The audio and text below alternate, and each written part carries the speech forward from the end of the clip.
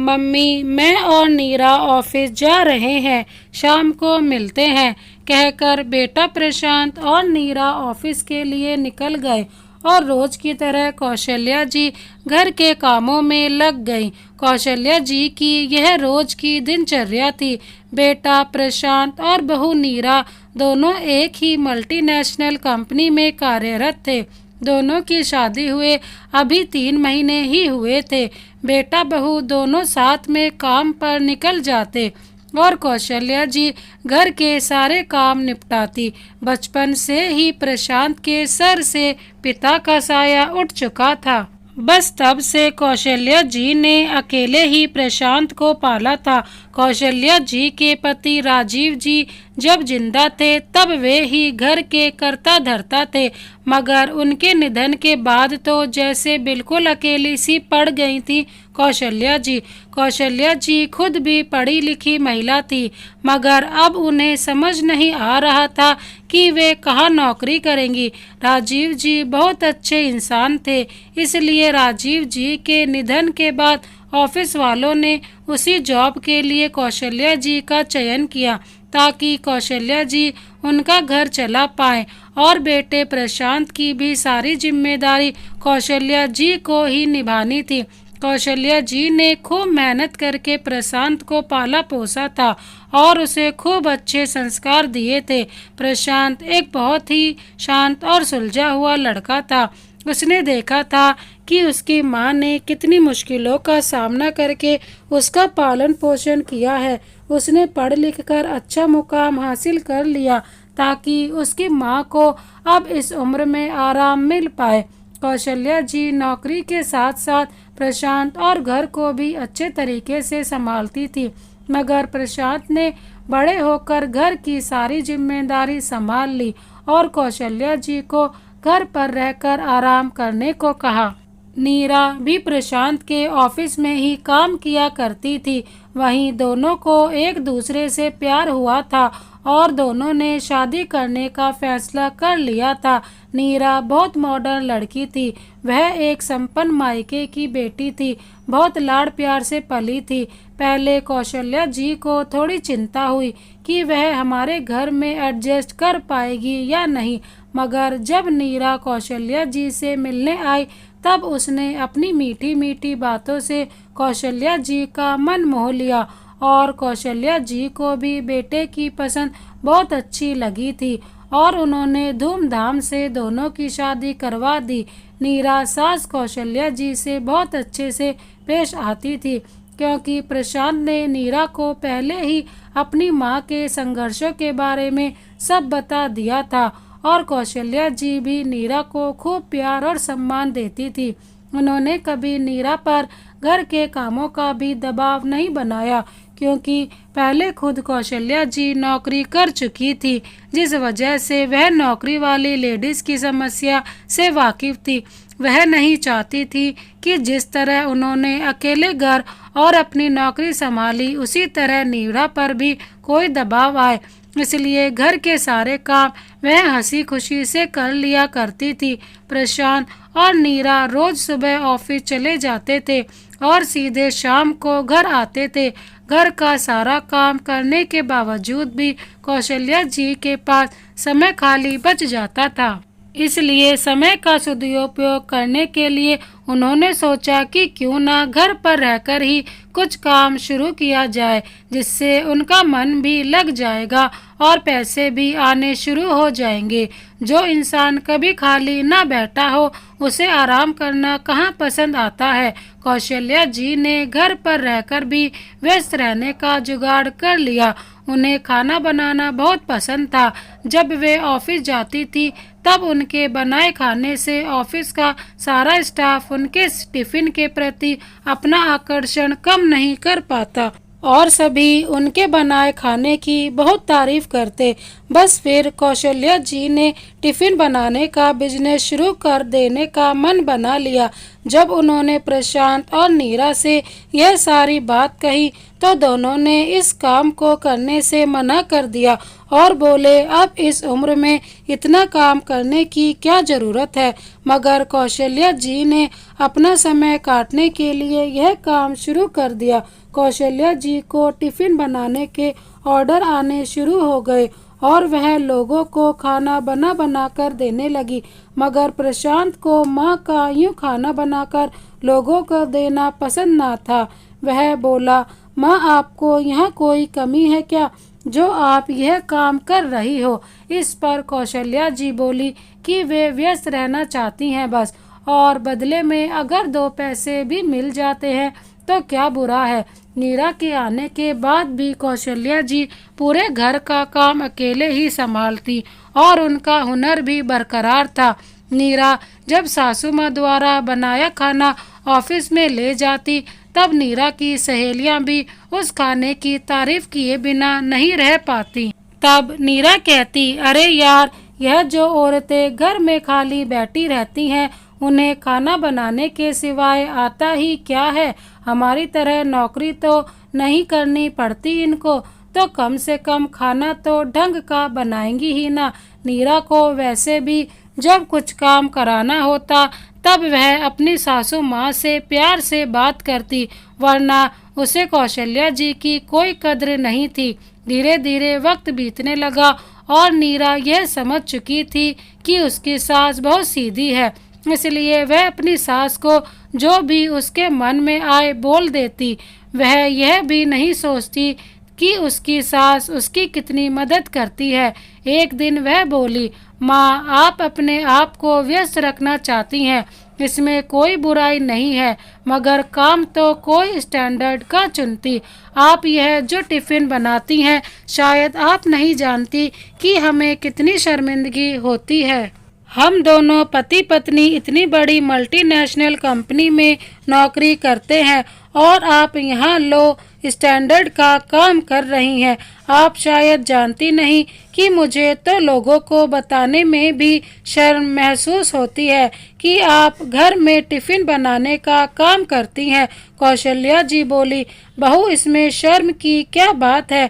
कोई भी काम छोटा या बड़ा नहीं होता, काम तो काम होता है और खाना बनाना मेरा हुनर है, इसमें शर्मिंदगी की क्या बात है। मैं तुम दोनों को भी तो टिफ़िन देती हूँ। तुम्हारे ऑफिस से आने से पहले तुम दोनों का खाना तैयार रखती हूँ। मुझे इन सब से खुशी मिलती है और मेरा मन भी लगा रहता है। मगर नीरा उनकी पूरी बात सुने बिना अपने कमरे में चली गई। यह नीरा ने पहली बार नहीं किया था। दरअसल अब यह उसकी आदत बन गई थी कि जो मुंह में आता वो बक देती और हमेशा कौशल्या जी की बेइज्जती कर अपने कमरे में चली जाती। कौशल्या जी कभी पलटकर उल्टा जवाब नहीं देती थी। बस इसी बात का फायदा उठाने लगी थी नीरा। कौशल्या जी सोचती कि एक दिन नीरा सुधर जाएगी। उन्हें लगता कि अभी उसमें बचपना है, धीरे धीरे समझदारी आ जाएगी। जब भी नीरा को सासू माँ से कुछ काम करवाना होता तो वो मीठी मीठी बातें करके कौशल्या जी से अपना काम करवा देती। चाहे अपना फटा कपड़ा सिलवाना हो या कुछ नया खाने का मन हो। कौशल्या जी ने प्रशांत की तरह ही नीरा को भी खूब प्यार दिया था, इसलिए कौशल्या जी को यही लगता कि बहू के मन में कुछ पाप नहीं है, तभी तो कभी कभी इतना प्यार से बात करती है। हाँ, कभी कभी गुस्सा करती है, मगर अभी बच्ची ही तो है। कौशल्या जी यह नहीं समझ पाई थी कि नीरा को जब उनसे कुछ काम करवाना होता तभी वह प्यार से बात करती थी और बाद में काम निकल जाने के बाद उनका तिरस्कार करने लगती। भले ही कौशल्या जी नीरा से बहुत प्यार करती हो, मगर बदले में नीरा उतना प्यार कौशल्या जी से कभी ना कर पाई थी।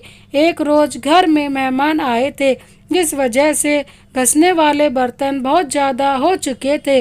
कौशल्या जी ने नीरा को आवाज़ दी कि वह उनकी थोड़ी मदद कर दे, मगर नीरा आकर बोली, मम्मी जी यह नौकरानियों वाले काम आप ही करिए, मुझे ऐसे काम करके मेरे हाथ खराब नहीं करने हैं, और वैसे भी आपका क्या है, आपको दिन भर यही काम करने हैं। मुझे तो कल सुबह ऑफिस भी जाना है, आप तो यहीं घर में रहने वाली हैं।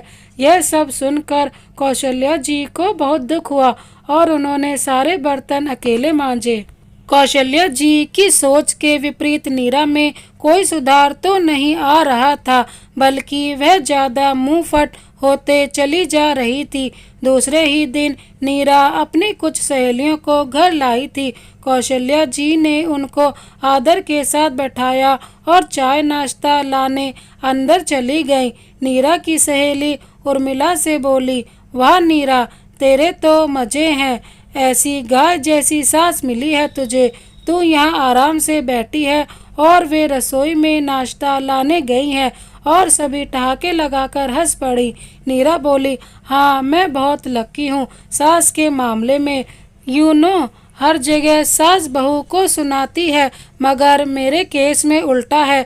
यहाँ मैं मेरी सास पर भारी पड़ती हूँ, सारा घर का काम इनसे करवाती हूँ और मैं मजे करती हूँ। अब इन गंवार औरतों का यही काम रह जाता है, घर का काम करना। आज कौशल्या जी को अपने कानों पर विश्वास नहीं हुआ। उन्होंने नीरा को बेटी से बढ़कर प्यार दिया, मगर बदले में बस वह इस घर की एक नौकरानी बनकर रह गई थी। कौशल्या जी जैसे ही बाहर आई, सभी चुप हो गए। कौशल्या जी ने नाश्ता और चाय टेबल पर रखा और बोली, लेडीज, मैं खुद पहले जॉब कर चुकी हूँ और नौकरी के साथ साथ घर भी संभालती थी, और आज भी घर का टिफिन बनाने का काम करती हूँ। नीरा काम से थक जाती होगी, यही सोचकर मैं हमेशा उसका सारा काम हंसी खुशी कर लेती हूँ। मैं बेटे बहू के पैसों पर भी बिल्कुल आश्रित नहीं हूँ। हाँ, यह बात और है, कुछ लोग हमारे साथ रहकर हमारे प्यार और का नाजायज फायदा उठाते हैं। कौशल्या जी नीरा से बोली, बहू, कल से तुम अपना टिफिन खुद बनाना, अपने फटे कपड़े खुद सिलना, और हाँ, हर संडे तुम्हें कुछ नया खाने का मन होता है वह भी खुद बनाना। नीरा की सारी सहेलियों की नज़रों में नीरा की सास की इज्जत और बढ़ गई थी और वे नीरा को उपहास की दृष्टि से देख रही थीं। नीरा बोली, माँ सॉरी, मेरे बोलने का मतलब वैसा कुछ नहीं था। नीरा ने सोचा, जिस तरह वह हमेशा अपनी सास को मीठी मीठी बातों से फंसा लेती है, वैसे ही इस बार भी उन्हें पटा लेगी। मगर उसके विपरीत आज कौशल्या जी ने नीरा की पूरी बात नहीं सुनी और बोली, बहू, ताली एक हाथ से नहीं बजती। प्यार और सम्मान पाने के लिए पहले प्यार और सम्मान देना होता है। अगर कोई तुम्हारी कड़वी बातें सुनकर भी उसका जवाब ना दे, तो उसका मतलब कतई यह नहीं होता कि वह बेवकूफ़ है। इसका मतलब यह होता है कि वह तुम्हें अब भी मौके दे रहा है। मगर आज तुमने सारी हदें पार कर दी। मैं भी एक पढ़ी लिखी युवती हूँ, मगर फिर भी मुझे घर के काम करने में कभी शर्म नहीं महसूस हुई। तुम आजकल की लड़कियां 2-4 किताबें पढ़कर अपने आप को बहुत मॉडर्न समझती हो, और हम जैसे लोगों को गंवार, क्योंकि हम रिश्तों में मर्यादा रखते हैं, घर के काम खुशी खुशी करते हैं, कभी अपनी पढ़ाई या नौकरी का किसी पर रोब नहीं झाड़ते। मगर मैं यह भूल गई थी कि तुम जैसे लोगों को कितना भी प्यार दे दिया जाए, तुम लोग नहीं सुधरते। मैंने कभी तुम में और प्रशांत में फ़र्क नहीं किया था, मगर आज तुमने फ़र्क समझा दिया। नीरा माँ माँ पुकारती रही, मगर आज कौशल्या जी को नीरा के शब्द तीर की तरह चुभे थे, जिसकी कोई दवा ना थी। कौशल्या जी ने अपनी बहू का घमंड आज चकनाचूर कर दिया था। नीरा की सहेलियों के सामने उसका खुद का आज मजाक बन गया था। जब यह सारी बातें प्रशांत को पता चली, तो उसे नीरा के प्रति बहुत गुस्सा आया और उसने अपनी माँ से नीरा के उपलक्ष्य में माफ़ी मांगी। प्रशांत की कुछ गलती नहीं थी, इसलिए कौशल्या जी बोली, मैंने आज तक तुझे कभी कुछ नहीं बताया और सारे तिरस्कार के घूंट पी गई, मगर अब और नहीं। दोस्तों, घर के बूढ़े लोग कोई इस्तेमाल की वस्तु नहीं कि जब चाहा उनका उपयोग किया और जब चाहा उनका तिरस्कार किया, बल्कि घर के बुजुर्ग तो घर की मजबूत नींव है जो पूरे परिवार को बांधे रखते हैं। इस दुनिया में अक्सर लोग शरीफ लोगों के साथ दिल का नहीं दिमाग का इस्तेमाल करते हैं, मगर वे भूल जाते हैं कि शरीफ इंसान को जब चोट पहुंचती है तो वह घायल शेर बन जाता है। इसलिए कभी किसी को अपने फ़ायदे के लिए इस्तेमाल ना करें। उस इंसान की कीमत समझें जो आपके लिए सब कुछ निस्वार्थ भाव से करता है। दोस्तों, क्या कौशल्या जी ने सही किया? हमें नीचे कमेंट करके ज़रूर बताइएगा।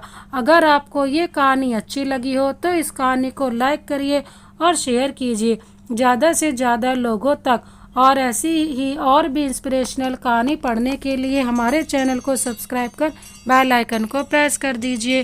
Thank you so much. Vande Mataram.